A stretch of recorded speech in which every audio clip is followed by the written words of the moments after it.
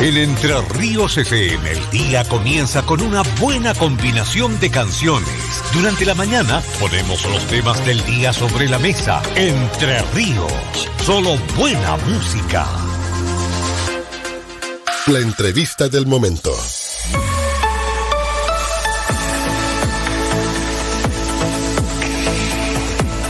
Son las 12:01. Avanzamos en este día miércoles 19 de junio de 2024. Está junto a nosotros para hablar algunos minutos de un tema obviamente interesante, la abogada Bárbara Hoffens Barrientos, a quien le damos la bienvenida y le agradecemos el tiempo para poder hablar hoy día, y esperamos que durante los próximos miércoles también, sobre temas relacionados con su trabajo, con el tema jurídico. ¿Cómo estás, Bárbara? Muy buenas tardes, gracias por aceptar la invitación de conversar con nosotros. Hola, buenas tardes, Armando. Muchas gracias por la invitación de Radio Entre Ríos para poder compartir acerca de un tema que es muy sensible para muchas familias de los auditores, y el tema es o son los alimentos, o lo que es conocido como la pensión de alimentos. Así es, hoy día vamos a hablar de ese tema, como lo dice Bárbara, de la pensión de alimentos, y entremos en materia. Hablemos entonces, cuéntanos, ¿qué son los alimentos o qué es el derecho a alimentos en este caso?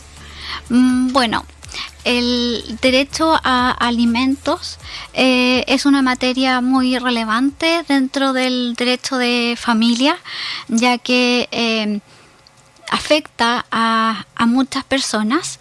El derecho a alimentos consiste en la obligación que tiene una persona llamada alimentante para con otra que se denomina alimentario. Esa obligación consiste en la generalidad de los casos en pagar una suma de dinero a ese alimentario para que éste pueda cubrir sus necesidades básicas o las necesidades que tenga de acuerdo a lo que se pueda probar ante el tribunal de familia. ¿Siempre es dinero? ¿Siempre son recursos monetarios? Sí, la generalidad, sí, esa es la regla general. Bueno, ¿cuáles son las personas entonces que pueden pedir alimentos? ¿Solo las madres? ¿Pueden hacerlo también los hijos de forma directa? ¿Cómo es el procedimiento ahí? Bueno, las personas que pueden pedir alimentos están determinadas en la ley. Ahora, los casos más frecuentes es en el caso de los hijos pueden demandar a los padres para que estos les paguen alimentos, o también está en el caso de los cónyuges que pueden demandar alimentos al otro cónyuge, siempre y cuando ese vínculo matrimonial se encuentre vigente. También es posible que los padres demanden a los hijos por alimentos, o incluso entre hermanos, siempre que no puedan cubrir sus necesidades de forma independiente. Y como lo recalcamos siempre, la finalidad es obtener un recurso monetario, es obtener dinero, ¿no? Claro, es obtener dinero, pero hay que recalcar que no se trata de obtener un dinero porque sí, no se trata de lucrar con ese dinero, sino que ese dinero se determina en base a ciertas hechos a probar ante el tribunal, como por ejemplo las necesidades de ese alimentario, y también la capacidad económica de la persona que ha sido demandada. Y a propósito de eso, se habla mucho del tema de esta obligación alimenticia y el monto. ¿Cómo, de qué depende el monto del alimento? Es decir, ¿de qué depende el monto que se fije para una persona que debe pagar, o cuánto debe pagar? ¿Cómo se fija eso? Bueno, el tribunal es el que va a determinar la suma a pagar, y en el caso, vamos a ponernos en el caso hipotético, que es en realidad el más frecuente, de el hijo que demanda al padre o madre de alimentos. En el caso de que sea de que se trate de un solo hijo, ese padre o madre va a estar obligada a pagar el 40% de su ingreso mínimo remuneracional. En el caso de que se tratara de más de un hijo, ese alimentante va a estar obligado a pagar el 30% de su ingreso mínimo remuneracional por cada hijo. Ahora bien, hay casos extraordinarios, excepcionales, en los que la suma que se paga por alimentos puede alcanzar hasta el 50% de los ingresos del alimentante, y eso se determina por motivos fundados. Hay que decir entonces que no es solamente un monto fijo, es decir, esto va variando de acuerdo al ingreso que tenga la persona. Claro, o sea, de acuerdo, como lo dije anteriormente, a la capacidad económica de ese demandado, y obviamente se tienen presentes los ingresos de esa persona, puesto que no es lo mismo demandar a una persona que gana el sueldo mínimo que demandar a una persona que gana 5 veces más que eso. Y a propósito de los ingresos, ¿cómo se prueba eso en el Tribunal de Familia? ¿Cómo puedo yo probar, o alguien, cómo lo pueden hacer probar que tiene un determinado ingreso? Dentro del Tribunal de Familia, uno puede hacer uso tanto de la prueba testimonial, documental, y es muy usual que se use la prueba de oficios. Entonces, si es que la parte demandante no está aportando o no sabe realmente dónde está trabajando la persona, cuánto es lo que está ganando, se oficia al empleador, se mandan oficios también a la AFP, Superintendencia de los fondos de pensiones. Se pueden usar distintos mecanismos. Pero, como tú lo decías, el monto mínimo parte de 40%, ¿no? Claro, tratándose de un hijo. Ya, por hijo. Tratándose de un hijo es el 40%. En el caso de que sea más de un hijo es el 30% por cada uno de esos hijos. Ya. Y tú lo decías, obviamente hablábamos también de recibir la información sobre cómo acreditar el tema del monto que gana la persona. Lo otro también, que es muy básico, ¿cuál es el procedimiento para establecer una pensión alimenticia? ¿Qué etapa o pasos deben darse para establecer la pensión alimenticia? A ver, en este caso hay que distinguir, porque puede ser que las partes estén de acuerdo en el monto de la pensión de alimentos, como también respecto a las condiciones de la misma, o sea, cuándo se va a pagar, la cuenta corriente, etcétera. Entonces, en ese caso, las partes concurren a una notaría y se firma un acuerdo entre las partes. Ese acuerdo luego debe ser presentado ante el tribunal para que sea aprobado por este. Ahora, si es que las partes no están de acuerdo, entonces en ese caso existe un trámite que es previo y obligatorio, que consiste en la mediación. Ese procedimiento consiste en que las partes se reúnen ante un tercero imparcial que los insta a tomar o a llegar a un acuerdo por sí mismas.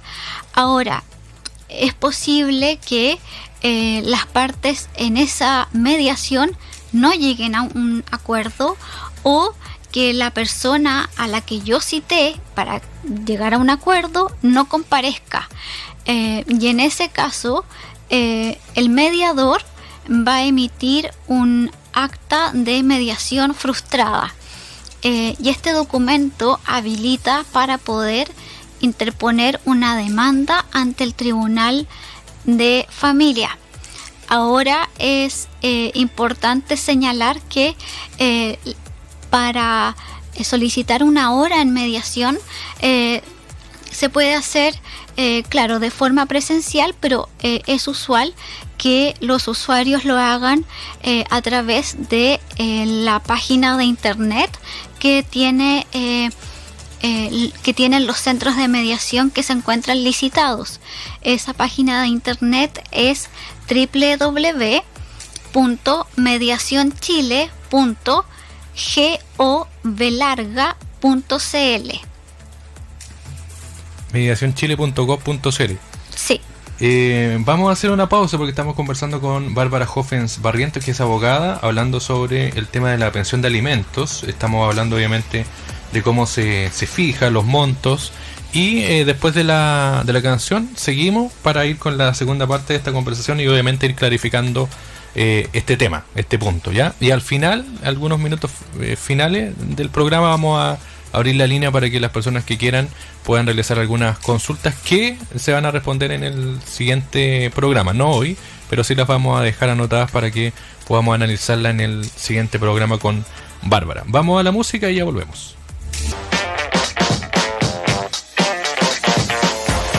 Son las 12:16, continuamos con Bárbara Hoffens, que está junto a nosotros hablándonos de este tema de la pensión de alimentos. Hemos hablado ya de cómo funciona el tema del trámite, los montos, los porcentajes, y ahora sería importante también interiorizarnos, Bárbara, sobre la modificación de una pensión. Es decir, puede que fije alguien el tribunal la pensión en un monto y ese monto pueda cambiarse, o también pueda terminarse la pensión de alimentos. ¿En qué casos puede ocurrir esto?